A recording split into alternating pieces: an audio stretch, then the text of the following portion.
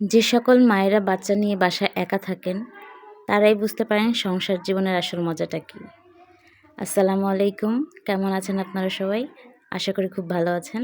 আপনাদেরকে ওয়েলকাম করছি আমার একটি নতুন ব্লগে। দেখতেই পাচ্ছেন বাজারের ব্যাগ থেকে বাজার বের করার সঙ্গে সঙ্গে তার খেলা শুরু হয়ে গেছে। বিগত 30 মিনিট ধরে সে এই সমস্ত সবজি নিয়ে খেলা করছে। আমি যতবারই যাচ্ছি গুছাতে সে কিছুতেই আমাকে ধরতে দিচ্ছে না, তার বাবার সঙ্গে খেলা করছে সবজি নিয়ে।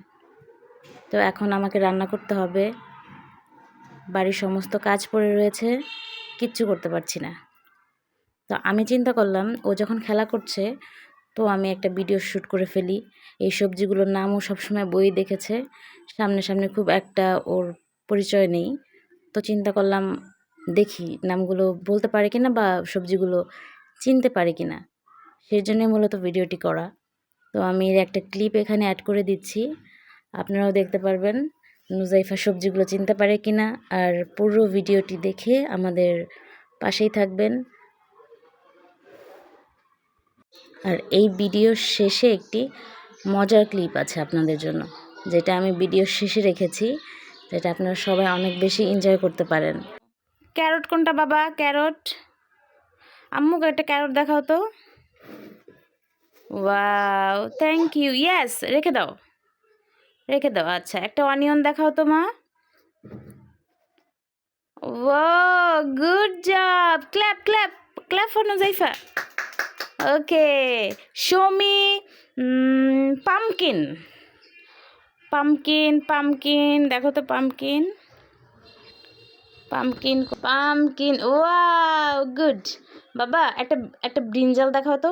ব্রিঞ্জাল দেখাও, কোনটা ব্রিঞ্জাল? দেখাও ব্রিঞ্জাল দেখাও। ওয়াও, ইয়েস, রাইট বাবা, thank you. Clap for Nujaifa. আচ্ছা, এখন ওটা রেখে দাও, নিচে রেখে দাও। আব্বা, টমেটো। নুজাইফা, আব্বা টমেটো দেখান তো।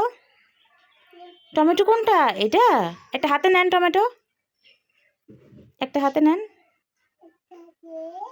ও ইয়েস, ও অনেক ভালো হয়েছে। টমেটো এখন রেখে দেন। আমাকে একটা গার্লিক দেখান। ওয়াও, আবার রেখে দেন। একটা জিঞ্জার। আব্বা একটা জিঞ্জার দেখান তো, জিঞ্জার। আব্বা জিঞ্জার দেখান, ক্যাবেজ দেখান তো। ইয়েস, ক্যাবেজ দেখান তো আমাকে। গুইফা, ক্যাবেজ কোথায় বাবা? ক্যাবেজ, ইয়েস, ক্যাবেজ কোনটা দেখায় দাও তো আম্মুকে। ওয়াও, আর কলিফ্লাওয়ার এইটা। আর potato. Oh thank you. Clap for Nujaifa, clap. তো নুজাইফার পরীক্ষা শেষ, ও সফলভাবে পরীক্ষায় উত্তীর্ণ হতে পেরেছে। এরপর অনেক কষ্টে ওর কাছ থেকে আমি সবজিগুলোকে উদ্ধার করেছি এবং ওকে আমি দিয়েছি খাতা কলম, কারণ লেখালেখি নুজাইফার খুব পছন্দের একটি অ্যাক্টিভিটি। এটা দিলাম কারণ ও যেন শান্তিতে কাজ করে আর আমিও যেন আমার কাজগুলোকে শান্তিতে করতে পারি। তারপর আমি সমস্ত কাটাকাটি শেষ করে নিয়ে রান্না বসিয়ে দিয়েছি। আমি এখানে করলা ভাজি বসিয়ে দিয়েছি আর পাশের চুলায় আছে মুরগির মাংস, আলু দিয়ে ঝোল। তো এর মাঝখানে আপনাদেরকে আরেকটা কথা বলি, আমার ভিডিওতে হয়তো আপনারা অনেক বেশি বাইরের গাড়ির শব্দ শুনতে পাচ্ছেন বা অনেক বেশি কোলাহল শুনতে পাচ্ছেন, কারণ আমার বাসার নিচে একদম রাস্তা, এখানে অনেক মানুষের যাতায়াত আর প্রতিনিয়তই গাড়ি ঘোড়া চলাচল করে। এর জন্য আপনারা অনেক বেশি শব্দ শুনতে পাবেন, দয়া করে শব্দগুলোকে ইগনোর করে যাবেন। আর আমি এখানে কেটে নিয়েছি মূলা, যেটা আমি ভাজি করব অল্প পরিমাণ গাজর এবং আলুর সাথে। তো আমার রান্না মোটামুটি ওই দুটো হয়ে গেছে, আমি এখানে বসিয়ে দিয়েছি মূলা ভাজিটা। এর মাঝখানে বারবার করে নুজাইফার কাছে যাচ্ছি ওকে দেখতে যে সব কিছু ঠিকঠাক আছে কি না, কারণ ও মুহূর্তের মধ্যেই সব কিছু উলটপালট করে ফেলে। আর ও বারবার করে ডাকছিল কি লিখেছে সেটা দেখানোর জন্য এবং আমাকেও লিখতে বলছিল বারবার। তো আমি এখানে খুব দ্রুত কাজগুলো শেষ করছিলাম যাতে আমি তাড়াতাড়ি কাজ শেষ করে ওকে সময় দিতে পারি। তো এর মাঝখানে আমি গিয়ে যা দেখলাম তা আপনারাও দেখতে পাচ্ছেন। ও খাতায় লেখা বাদ দিয়ে আমার পুরো দেয়াল ক্যানভাস বানিয়ে ফেলেছে। আর পাশাপাশি ওর মুখ, শুধু মুখ না, ওর হাত পায়েও প্রচুর দাগ ছিল। যখন আমি ওকে বললাম, ও কিছুক্ষণ পর আমার শরীরেও অনেকগুলো দাগ দিয়ে দিয়েছে, আমার হাতেও অনেকগুলো লেখালেখি করে দিয়েছে।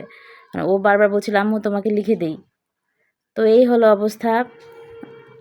আপনাদের বাসায় এমন কেউ আছে কি না জানাবেন, থাকলে কমেন্ট করে। এভাবেই কেটে যাচ্ছে আমার দিনগুলি। সবাই আমাদের জন্য দোয়া করবেন, আমার মেয়ের জন্য দোয়া করবেন এবং আমাদের পাশে থাকবেন। খুদা হাফেজ।